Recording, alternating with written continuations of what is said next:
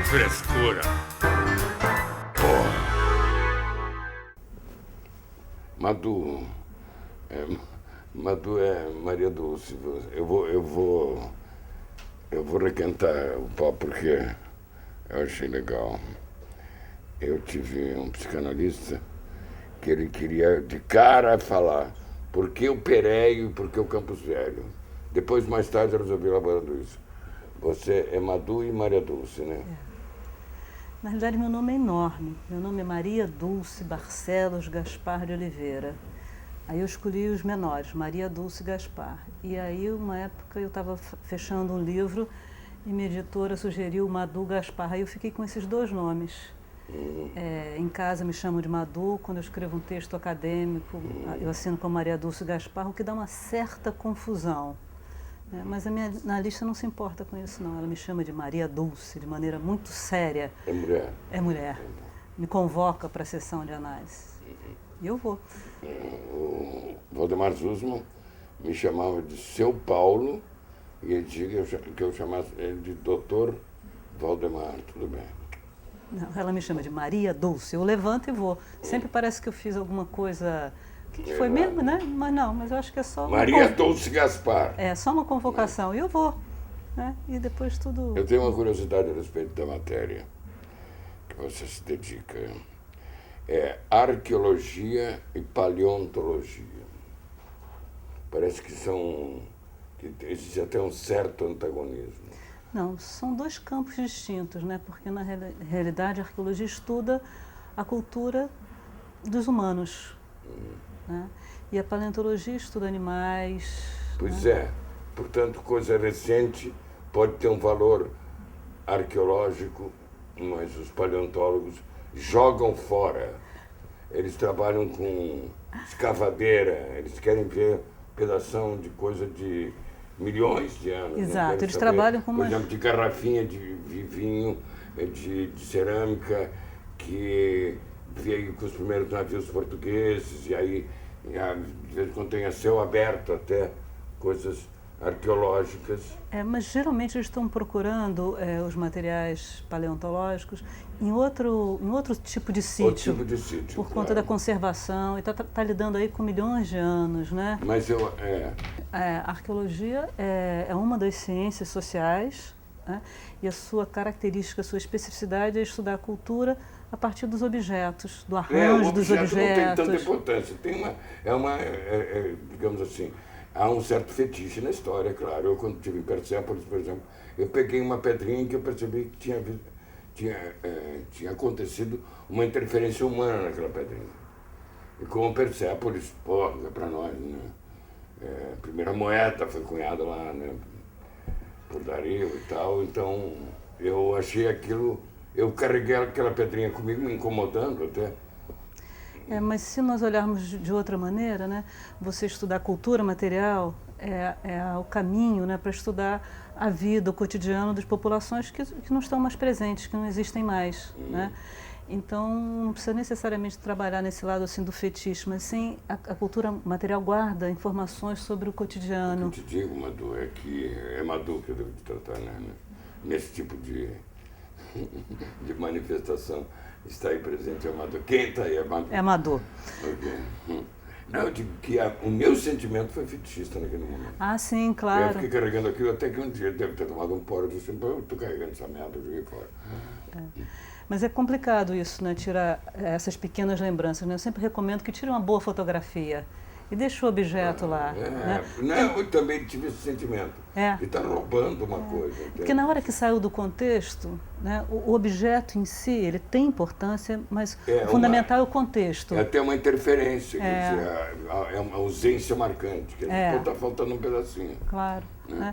Eu sempre sugiro, tira uma bela foto, né, guarda de lembrança. É penitenciário. E deixa aquilo ali para... Essa pedrinha penitenciário. Claro, está penitenciado.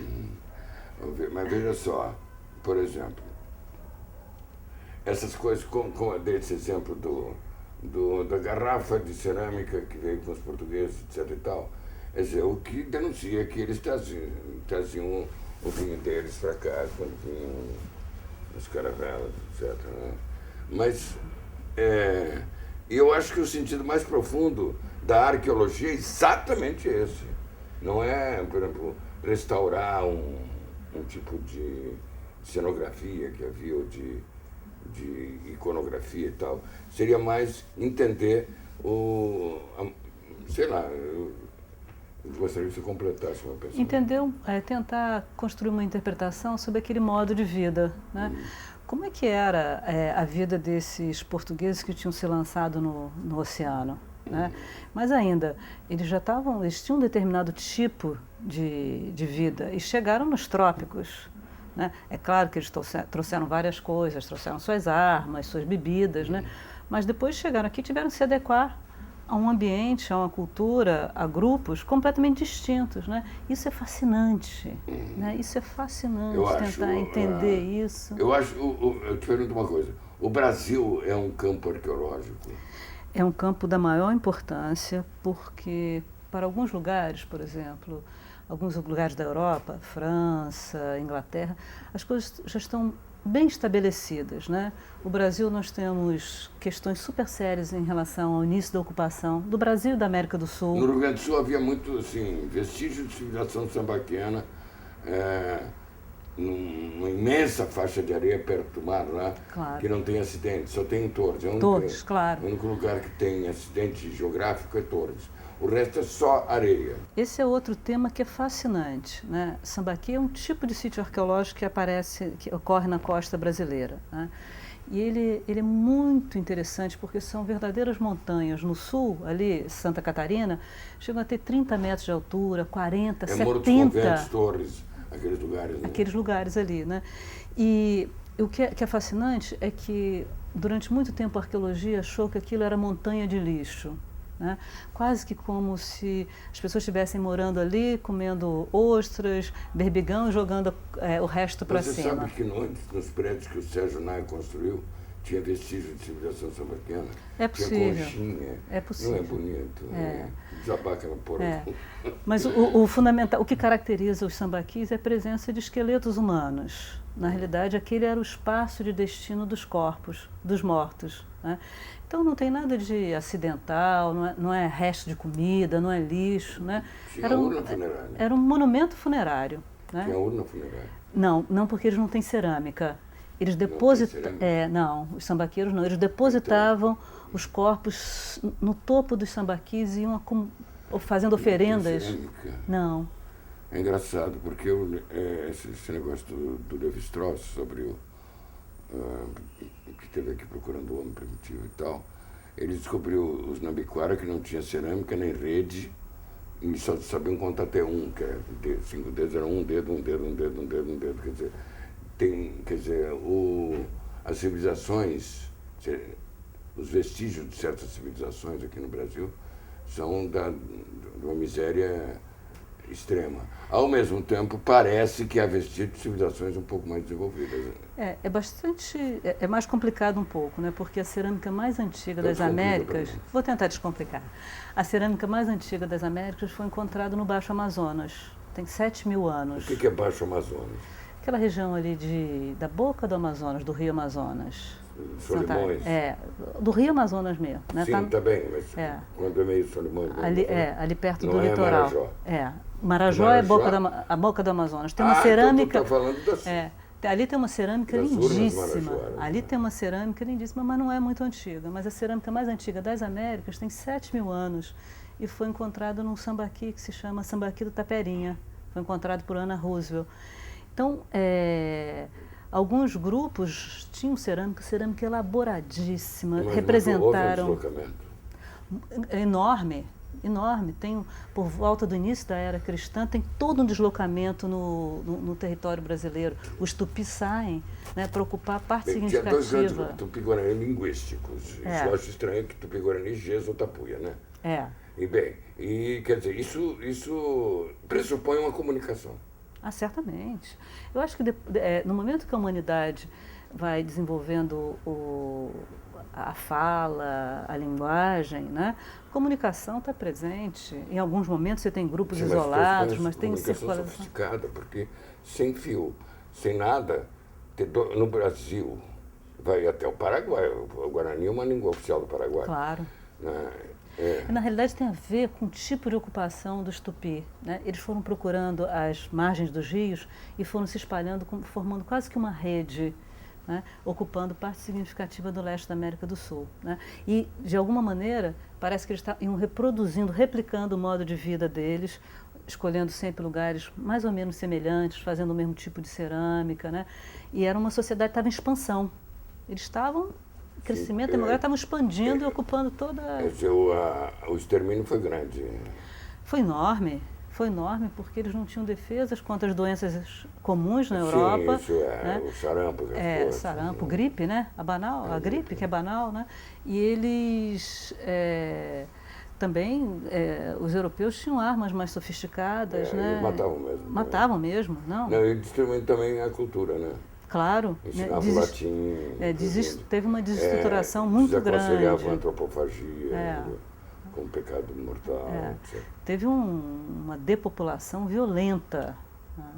E eu acho que agora alguns grupos nativos começam a ter um crescimento demográfico, né? Mas só agora. A gente poderia dizer que... Porque eu me lembro quando eu estudei no Negócio dos Índios, só se falava em aldeia, a gente poderia dizer que havia metrópoles? Não, metrópoles não, né? A ideia de metrópole não, isso nações, é uma coisa... Hoje em dia se diz nações, mas se classifica a nação como grupo étnico. Eu acho que é interessante trabalhar com a ideia de etnias, né? Grandes etnias, né? E de alguma maneira parece que os sambaqueiros provavelmente formavam uma etnia também, tinha um conjunto de costumes, de regras sociais recorrentes. Né? Isso é que é etnia, não tem nada a ver com gen, né? Porque parece que o gen é igual. Eu tenho um amigo japonês que tem 2 filhas brasileiras que parecem 2 índias. Porque não tem uma sobreposição certinha entre a parte cultural e a parte biológica. Né? Muito embora as populações tenham histórias, né? Uma história de uma população, né? Que tem um certo conjunto, um predomínio de um certo conjunto de genes, né? E uma certa relação com outros grupos e com o ambiente. E com a adaptação ao ambiente, por exemplo.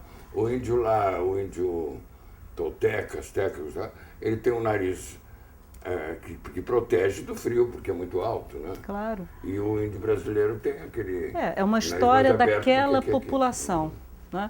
Agora, você tem grupos culturais que eventualmente até compartilham um grande número de genes. Né? Não é uma sobreposição certinha, a parte biológica e a parte cultural. Né? Bom, o fato de não ser uma superposição certinha é super interessante, né? É muito interessante.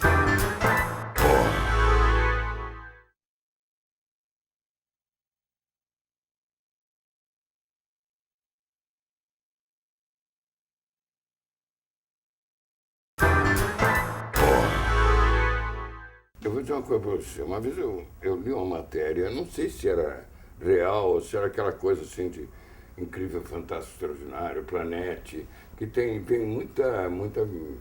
muito chute junto, né? Mas que dizia que tinham descoberto uma aldeia na Sibéria que tinha uma língua, era uma aldeia meio isolada, que tinha uma língua muito semelhante à língua G. Tá bem, vamos esquecer isso aí já é no terreno do fantástico. Porém, essa coisa homogênea, por exemplo, do Guarani, de se verificar assim, no norte e também no Pampa argentino, uma linguagem semelhante, a gente poderia dizer, por exemplo, que havia agrupamentos humanos do tamanho de uma cidade atual? Não, nem pensar. Eu acho que a tendência era sempre se espalhar. A maneira que eles se organizavam nunca chegou a uma concentração demográfica quanto às nossas cidades. E o que é interessante, né, eles se organizavam fundamentalmente através da guerra. Né? A guerra era uma instituição importante para os tupi, né?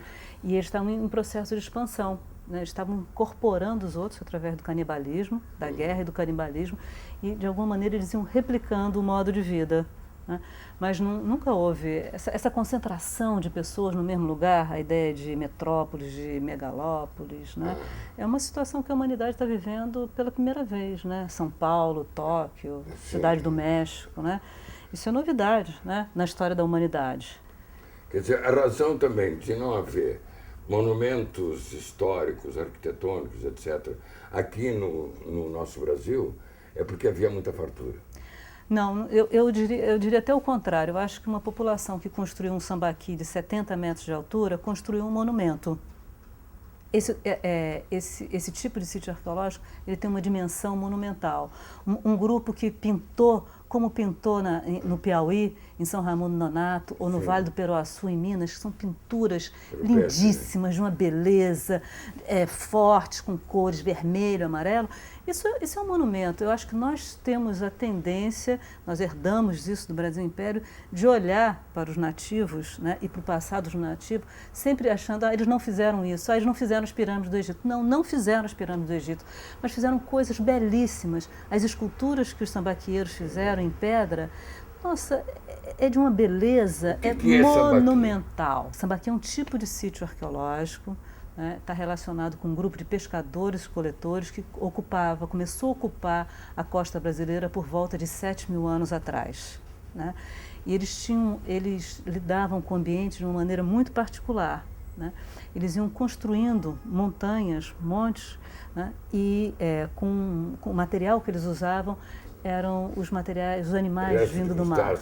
Exato, né? E nesses espaços eles colocavam os mortos. São espaços de destino para os mortos. Então nós chegamos de novo à famosa necrópole, né? Que é a primeira cidade, né? É possível. O Manford falou isso na Cidade e História, que a primeira cidade era a necrópole, depois a cidade feminina, porque a mulher é sedentária, porque ela quer ficar com os filhos, a macaca quer ficar com os bichinhos, os macacos querem ficar juntos e sair por aí. Né? Não, ainda, quer dizer, a gente não cacareja, não bota ovo, né? Nós pode tentar, símios, mas não consegue. Nós somos símios, né? Quer dizer, não estou querendo... Claro. Não estou querendo engrossar com o ser humano, mas eu estou querendo dizer isso, que a primeira cidade foi uma cidade feminina. A primeira... O homem não domesticou os primeiros vegetais, os primeiros animais, foi a mulher, para ficar com os filhos por perto. Isso ocorreu em vários lugares de diferentes maneiras, porque tem um traço da humanidade que é uma plasticidade. Eu queria começar com a necrópole, porque foi onde que você tocou. Assim. Então, um pouco de ordem. Vamos botar ordem. Né? Por exemplo, esses sítios, sempre se diz que o Brasil, o passado brasileiro não tem monumentalidade. Né? E os sambaquis... Monumentalidade. São sítios monumentais. Tem alguns que chegam a 70 metros de altura. 70 é bem alto. Né? E lá estavam as relíquias, estavam os corpos. Tem árvores no Amazonas que chegam a essa altura, mas são poucas. São poucas. 70 você vê de qualquer lugar. Por exemplo, está na carta do IBGE, nos mapas de 1 para 50 mil. Andares, então, é enorme, é alto, marca a paisagem, demarca a paisagem. Copacabana são 12. Pois é. Né? E sem falar, por exemplo, se nós falarmos das pinturas rupestres do Piauí, são de uma beleza, tem de tudo quanto é tamanho, tem peças, tem pinturas de 1 centímetro, 1,5 centímetros, com detalhe, tem painéis enormes. Porque como é que durou tanto tempo? O pigmento tem muito ocre, né? Tem hematita, pois mas né? Isso é fascinante porque a ideia de monumentalidade, de preservação, de marcar. Tapatinga, que é preta, mas aí tem lugares que eu vi argila assim lá em Goiás, que vai do preto ao branco, passando por várias tonalidades de vermelho. E aquilo mas dá para eternizar esse pigmento? Sim. Aconteceu? Aconteceu. Esse pigmento? Muitas vezes Geralmente, se ele não está exposto ao sol e à chuva, aí preserva. São locais. Também, né? E a luz também. Né? Então, porque é dentro de caverna. Não é dentro da caverna, é em abrigo. Né? Sim, na beira, né? Não é na parte interna da caverna. Né? São locais, uma reentrância na pedra, a ideia de abrigo, não de caverna. Porque, comparado com outras espécies, o ser humano é muito frágil. Né? E não é, né? Sim, em nome dessa fragilidade que desenvolveu. Isso tudo, né? E aí deixou de ser frágil, em certo sentido. Essa ideologia de segurança que está acabando com o troço. Né? Mas acabou desenvolvendo um sistema extremamente sofisticado, né? Então, quer dizer, os nossos antepassados eles tinham uma certa coerência com o perigo que corriam e com a maneira que se defendiam. Não sei, eu acho que se nós estamos pensando no planeta, eu acho que o número de pessoas envolvidas e a maneira de produzir, de transformar, era numa escala muito diferente do que a escala que nós estamos vivendo hoje em dia. Né? Bomba atômica é uma escala atômica, né? Fala de mudança no arranjo dos átomos. Né? O átomo era o indivisível, indivisível. Pois as grandes máquinas que nós temos para abrir estrada, retirar madeira, né? O Tatu, que está abrindo metrô em São Paulo. Pois é. Se nós olharmos para o passado, Brasil pré-colonial, nós temos o quê? São lâminas de machado de pedra, né? Que para derrubar uma árvore grande devia demorar 10 dias. Né? E muito provavelmente essa madeira que saía daí virava canoa, depois de canoa virava isso, virava aquilo, virava aquilo. Eu vi um cara em Santa Catarina fazendo uma canoa com enxó. Árvore. Com enxó. E vi também uma canoa de 30 metros de uma árvore, de um tronco só. 30 metros. Eu acho que nós fizemos uma mudança na escala de intervenção no planeta. Isso é uma coisa que nós estamos vivendo. Até aquela hora a gente não estava enchendo muito o saco do planeta.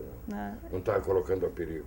Podia estar levando à extinção um ou outro animal, né? Os grandes animais. Sim, mas tem muitos animais que se extinguem por si próprios. Exato, né? Podia estar auxiliando. É um processo de adaptação, claro. de evolução e involução também. Claro. Tem os trouxas que ficam pelo caminho. Mas agora tem uma mudança na escala. Né, no grau de intervenção no planeta. Isso é uma coisa nova na história da humanidade. Né? Nós temos que saber onde é que isso vai parar. Né? Isso como agora a nossa conversa, eu te pedi para a gente não conversar antes, para não queimar papo, e eu nunca esperava que a gente fosse... Quer dizer, a arqueologia, eu sou uma pessoa ignorante nessas coisas, só que eu procuro pensar.